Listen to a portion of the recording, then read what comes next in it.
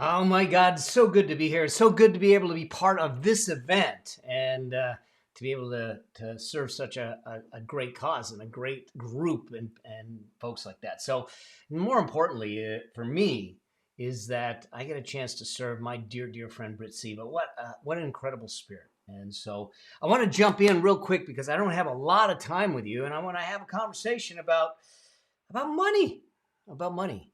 I want to have a real conversation, a sane conversation, a safe conversation around money and how your financial future and your financial destiny can be shifted, can be changed. No matter where your age stage of life, it doesn't matter. And I'm going to be jumping back and forth to my iPad just like this because this is going to allow me to do some things for you where I can start to draw for you. And so our time together today is really going to be talking about some things called principles. Now I know some people go, well, tell me what to do first. And I get that, but here's the thing.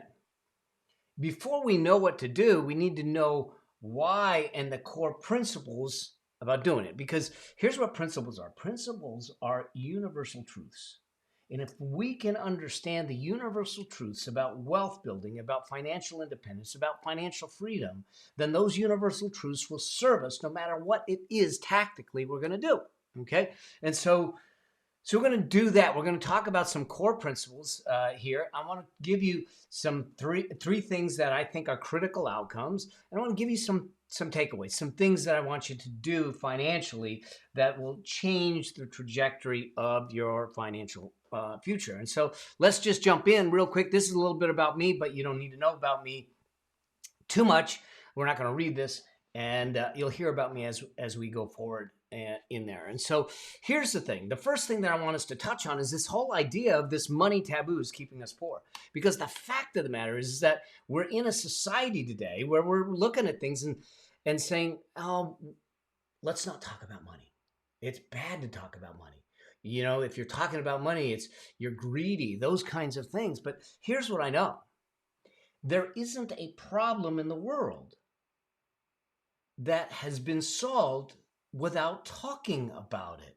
And so if we're trying to shift or change our financial future, if we're trying to shift or change our money future, if we're trying to shift or change our financial destiny, we have to be open about talking about it. We need to change the relationship that we have with money.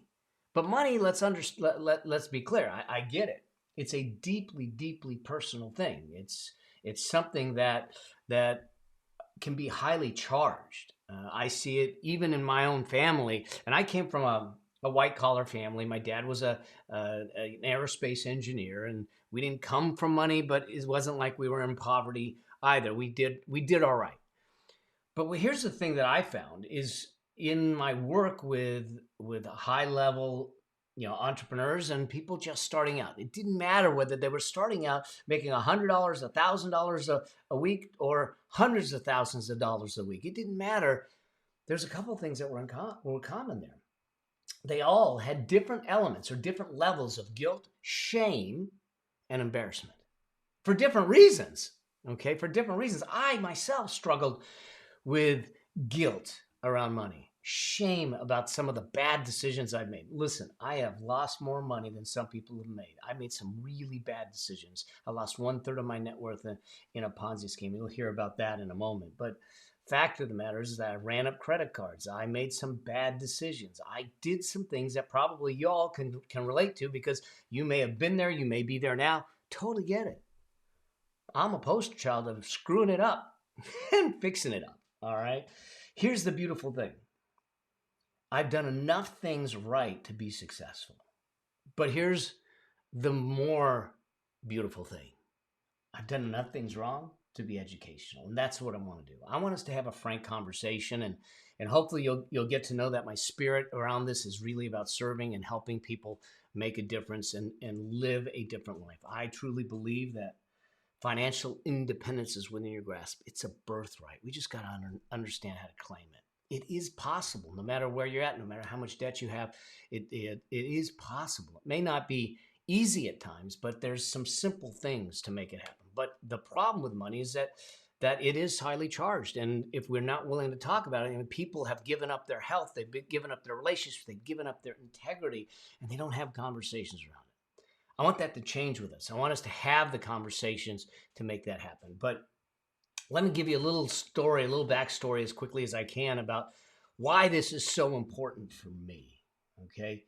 I've been an entrepreneur. I actually started my entrepreneurial journey at age 11. I started doing magic shows for children's birthday parties at 11, getting paid $50 for a half-hour show. Now, back in, I was 11 years old, so it was 1972. Now you have an idea of how old I am. I will be 60 next month, and so it was a good amount of money. But the cool thing was, I had a chance to do something that I loved and get paid doing it. And that was the bug that bit me, is to sit back and say, when I grow up, which, just so we're clear, and Britt can attest to this, I've never grown up. I've never matured. I've gotten older, but I haven't matured. But the bottom line is that when I grow up, I want to do something I love, make a difference in people's lives, and make money at it. It's exactly what you're doing. You're making a difference in people's lives. You actually are selling self-esteem. You're not selling styles and color and all that stuff. You're selling a self-worth. You're selling something where people walk out feeling better about themselves. That is life-changing. That is valuable. That is meaningful. And I hope you see that in what you do. So now the question is, how do we use that to give you the independence to live a completely financially free life? And so when we go through that, that's the game I want us to play. Now, here's the thing. I was a CPA. I still am a CPA. And in the mid 90s, my partners came to me and said, we don't want you to be a partner anymore. We don't want to be partners with you anymore. They literally pushed me out the door with no clients, no cash flow, and no work backlog. I mean, I was sitting back trying to figure out how was I going to make ends meet. I was $300,000 in debt because I just bought a house. And I was sitting back saying, how do I do this? But I had something on my side. My secret weapon. My secret weapon was this 6-year-old boy. See, that's my son, Jeremy. And that same year they pushed me out was the same year I became a single full-time dad. Jeremy came to live with me, and I had the blessing of being a full-time dad, the gift of it all. And so I did what most entrepreneurs do. I dug in, I put my head down, I started working, and I started grinding. I got on the treadmill, and I started running, and I was running and running and running. And all of a sudden, I started to get clients. I started to get cash in. I started to get contracts. Things were working, and I'm looking at Jeremy going, dude, this is going to work. We're going to be okay. And we get to keep the roof above our heads. And then one day, Jeremy came in, and he says, Daddy, I drew a picture of you at school today. Here's what this picture looked like. I knelt down because he was so excited. I knelt down and took this picture from him, and there I was in blue felt tip pen, and with a phone at each ear, 2 computer screens, and one on the desk ringing. This is how he saw his dad. And I knew in that moment that I was totally screwing it up. That it didn't matter to him. I mean, I could have easily said to him, hey, man, what we need, what you need is that these profits, the things that I'm doing in my business, that's what's going to give us the gift of the life that we want. It's going to allow us to do the Disneyland, to do the things that I want to do. But he didn't care about that. He didn't care about my profits. He cared about my presence. And it was in that moment that a 6-year-old boy taught me that I needed to look at business and I needed to look at wealth and money differently. And it was through that process that allowed me to start to change the way I did business. And that started my journey down this path, which came full circle in 2019. Then as we move forward, is that I was doing really well. Life was good. I was speaking on some of the largest stages, masterminding with some of the top entrepreneurs, people that were running $1 billion, $100 million companies, and coaching and speaking and a multi-figure launch, a 6-figure launch. All things were good. I literally had flown home from a mastermind that I spoke at on this G5 in the background, a private jet. And if you haven't done that, you got to do it at least once. Okay. But here's the thing.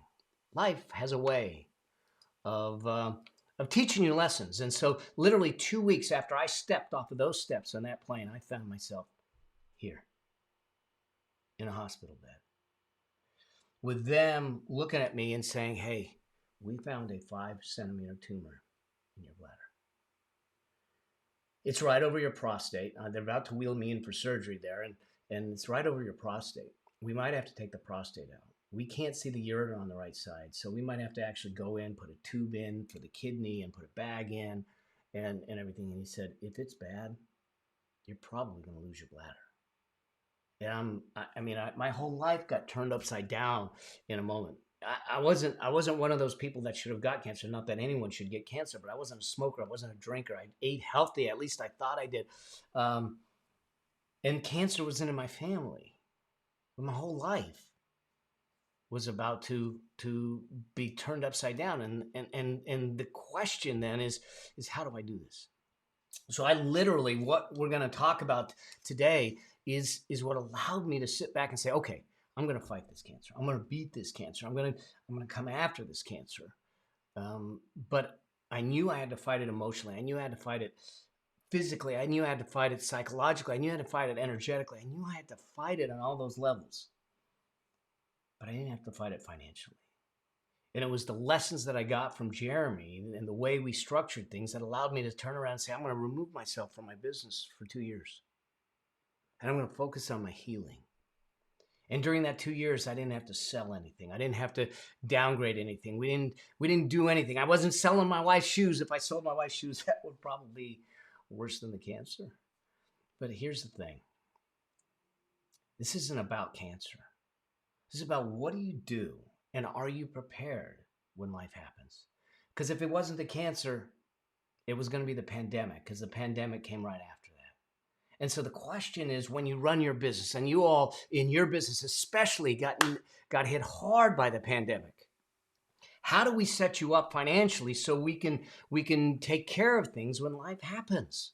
When life happens, it's about controlling the decisions that we can, but being prepared for the decisions that we can't, and making that happen. And so there's 4 principal wealth drivers that I think that come into play as we move through this, is that when we take these into our world, into your world, the first thing to bring those principles into your world, then we get a chance to start to change our financial destiny. And in a way that starts to drive things differently. For instance, Jeremy right now, okay, that picture was when he was young. Today, he's 31 years old. In fact, on the day that this is being done, his wife, his 28-year-old wife, they're expecting their first child. She's in labor. I'm going to be a granddad today, okay? 31, 28, they have 3 homes, and they have a 7-figure net worth at 31 and 28 because of these principles. If they can do it, you can do it. It doesn't matter whether you're 31 and 28, 41 and 38, 51 and 48. It doesn't matter. That's if you come away with that, that's the most important lesson here. So let's give you the principles. And the first principle is this. And this may sound odd from an account, but here's the thing. I want you to understand your why before your how and how much. So often people come to me and this is my beautiful bride. And so they come to me and they say, I want to have $1 million business. I want to make 6 figures. I want to do that. And my question to them all the time is, why?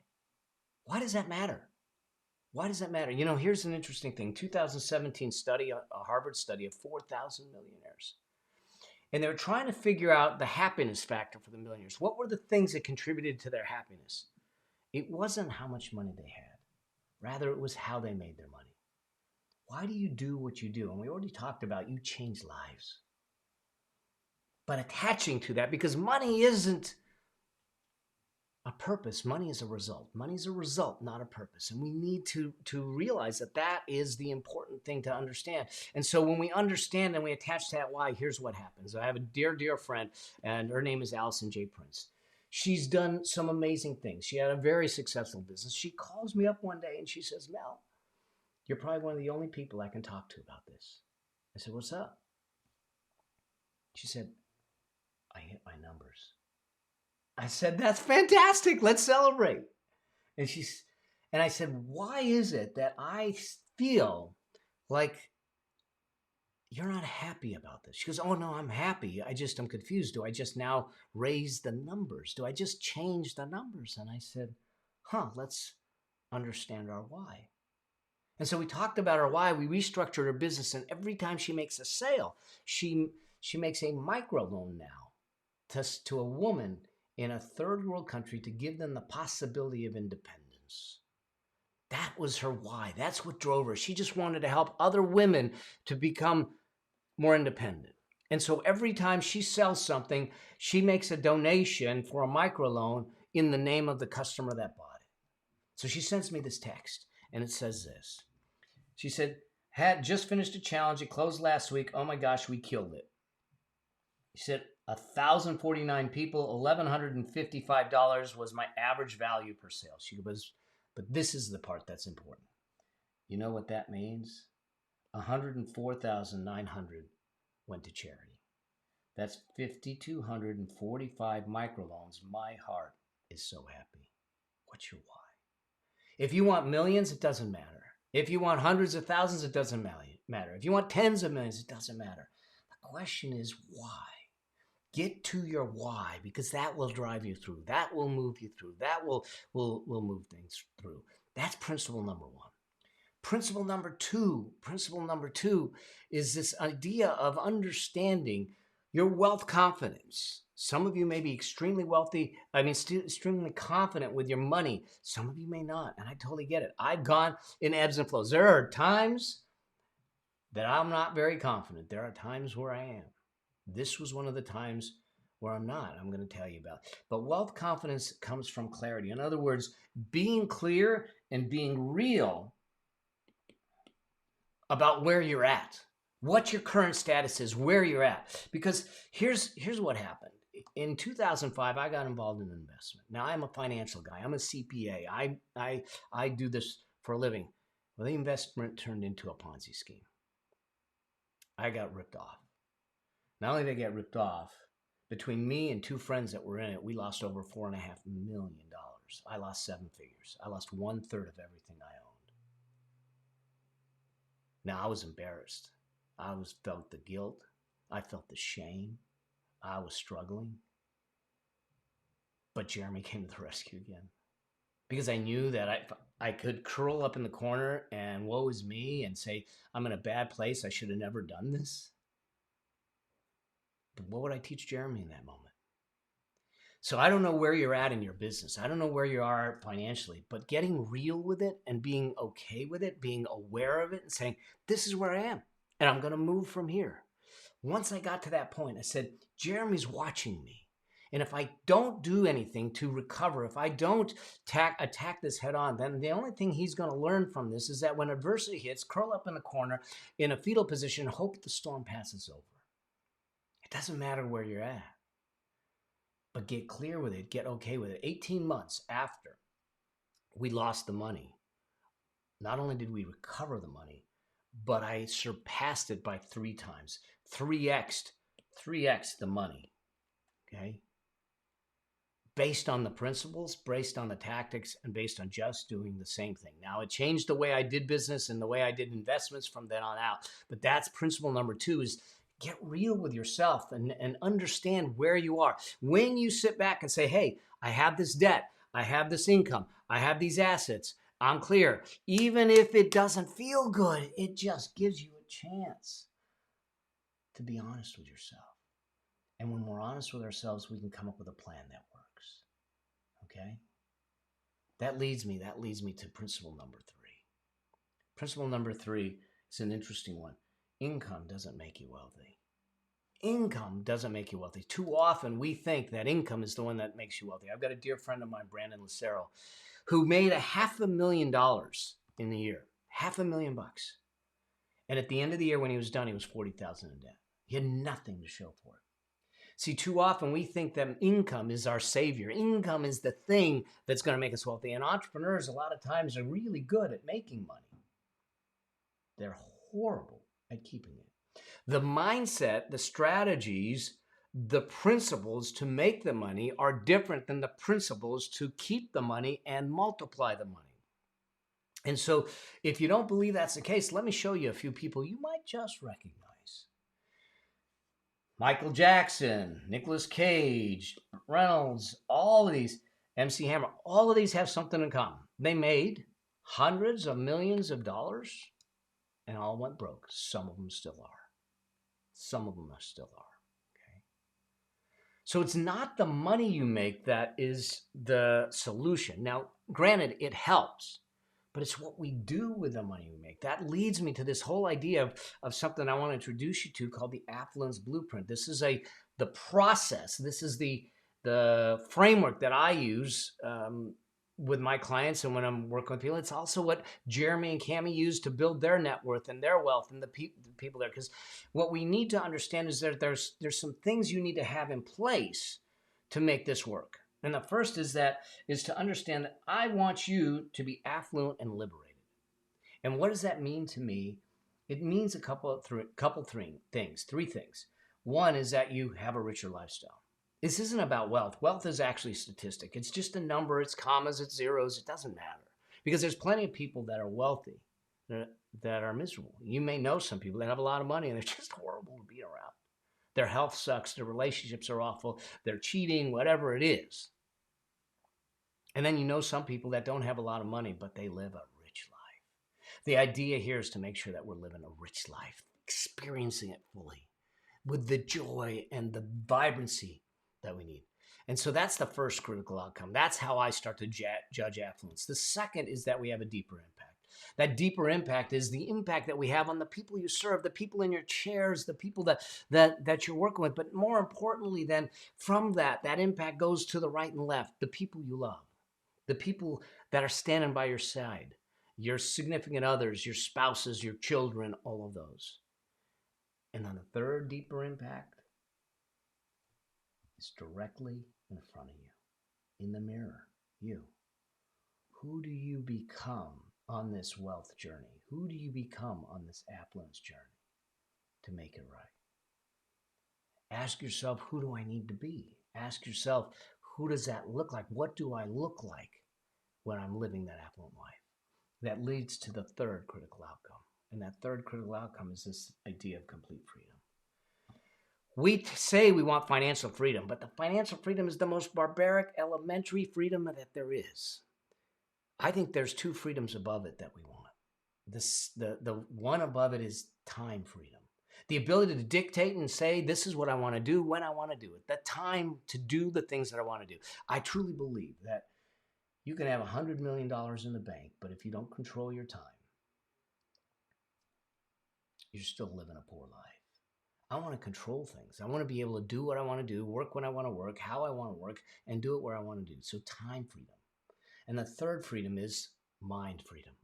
To have the peace of mind to know that things are okay. When I shut down the business because of the cancer, I knew we were good. The people I cared about were going to be taken care of if, God forbid, it took a wrong turn. But I had peace.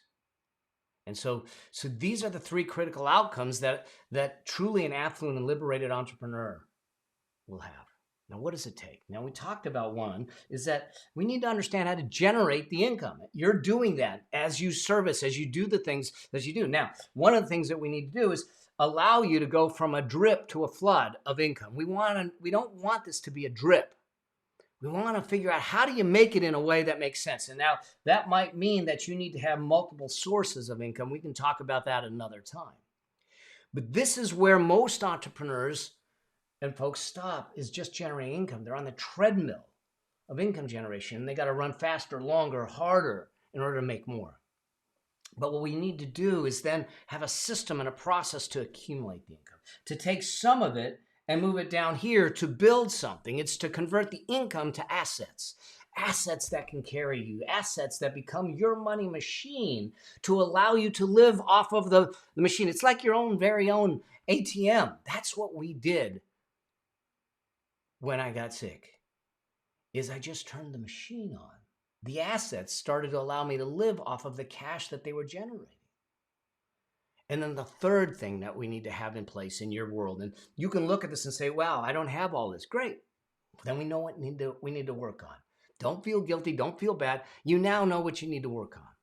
is to have a system to insulate it. We live in a world where people litigate. We live in a world where people will sue. We live in a world where there's volatility. So how do we insulate it so you go from exposed to protected?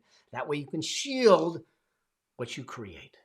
That way, if a pandemic hits, they can't take it away from you. That way, if something happens with your health, they can't take it away from you. You are taken care of. This is the main process. And there's some details that go around the side that we can deal with at another time. But if you start to understand and say, I need to have a system to generate, and that's what I'm doing when I'm servicing my clients. But I want to create multiple sources of that. I need to have a piece of that and slice it off to start accumulating it. And I need to insulate it so it can't be taken away from me. That's the thing that we need to understand. Now, I'm going to give you something I'm going to ask you to do. To start to accumulate it, here's what I want you to do. Your very first service of every week, could be a hair color, it could be a cut, your very first service of every week, I want you to take that and put it in a separate account. That becomes your investment. Your very first service, it could be $50, it could be $100, it could be $200. I don't know. Put it in a separate account. Show you why, because that leads me to principle number 4.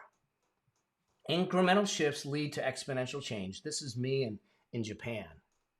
And I had a martial arts studio for 11 years. I've been in the martial arts for 40 plus years.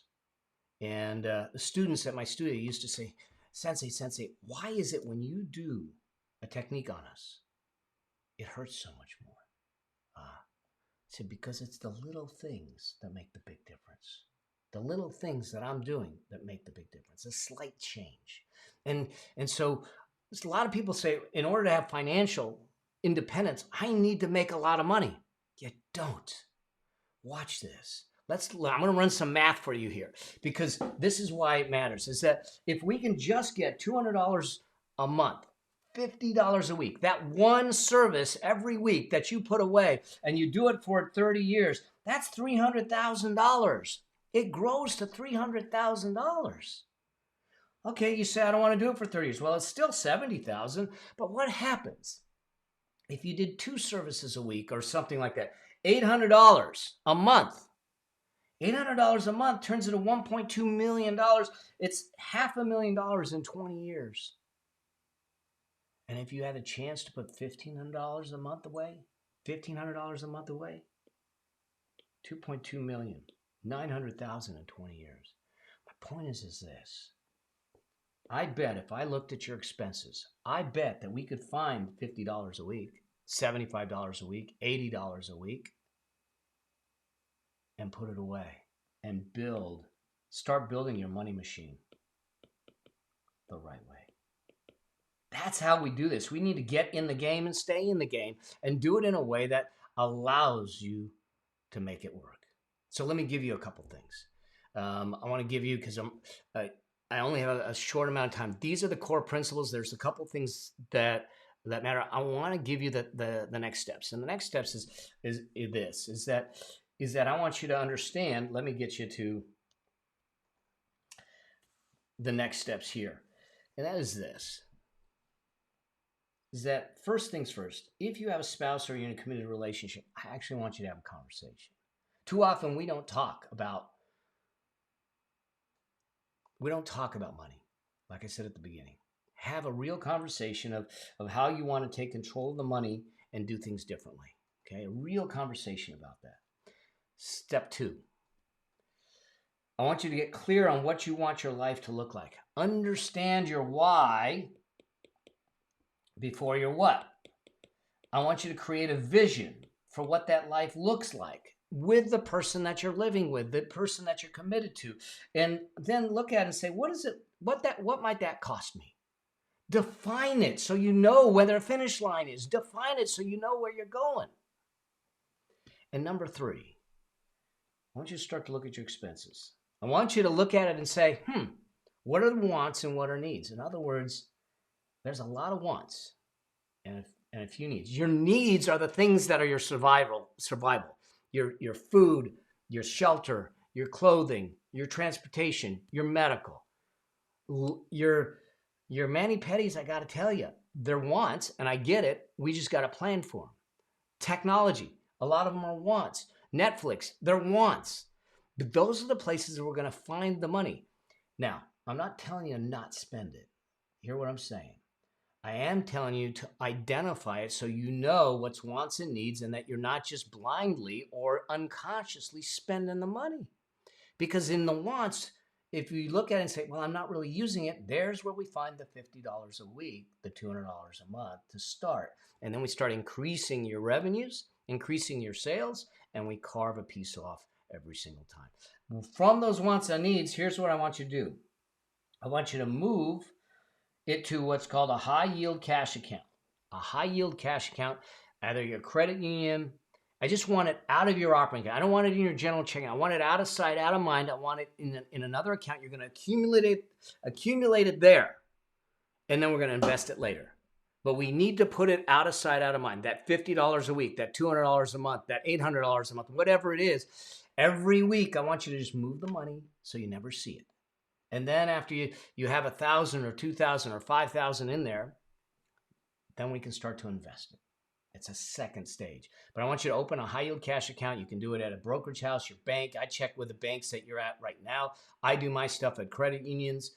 So look for that and separate it out. There should be no fees. It should be fully insured in there. And then the last thing is this: monthly. Monthly, I want you to book a money date, and I want you to look at where you are on your vision and all of that, where you want to go, and are there any things that you need to change to get there. I got a book from someone that is in the audience by Amy, the Money Notebook. This is one of the things that she has that as a tool to track your revenues and track your sales and all this stuff. Whatever the device, whatever it is you use, let's track it in a way that makes a difference. Track it in a way that you can then measure it, manage it, and do things that will start to drive things differently. And so that's the way I would look at this. This is what I see when I do this. These are the first 5 things I would do. After that, we can talk about investing. After that, we can talk about all the other stuff. But if we don't get the 4 principles right, and we don't get these 5 steps right, we won't be in a place to make this happen, because what we're doing here is exercising your money muscle. Exercising your money muscle, because money issues are just symptoms of bad behaviors, and we're going to fix the behaviors to make that happen. So with that, here's what I'd love for you to understand is that financial independence is possible no matter your age or stage or where you're at. And it's something that we just need to go out and claim it. These 4 principles, the Affluence Blueprint framework, and these 5 steps are the beginning stages of making that happen. I hope that this helps you. I'm willing to answer questions. I'm willing to help you out. Reach out to me, and we can go deeper on some of these things. But in the time I had, this is what I needed you to get. Because if you just do this, things will shift for you. You'll change your mind. You'll change your muscle. You'll change your money. And remember this: always, always live a life that outlives you. Thank you, and God bless.